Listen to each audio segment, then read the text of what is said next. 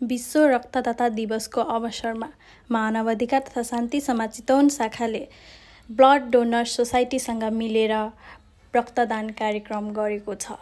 चितवनको पहिचान स्वास्थ्य जीवन र सेवाका लागि रक्तदान भन्ने नाराका साथ शान्ति र्याली गरेको हो।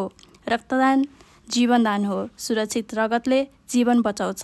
यो दिवस मनाउनुको उद्देश्य सुरक्षित रगत र रक्त उत्पादनको आवश्यकताका बारेमा जागरुकता बढाउनुका साथै स्वयंसेवी अवैतनिक तवरमा रक्तदान गर्ने रक्तदाताहरूलाई जीवन रक्षक रक्तदान कार्यक्रमप्रति धन्यवाद ज्ञापन गर्न रहेको छ।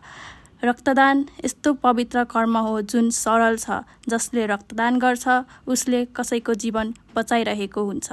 हरेक वर्ष रक्तदाता दिवसका अवसरमा होस् या समाजको स्थापना दिवसको सेरोफेरोमा वा विभिन्न सन्दर्भमा शान्ति समाजका जिल्ला शाखाहरूले रक्तदान कार्यक्रम गर्दै आएका छन्।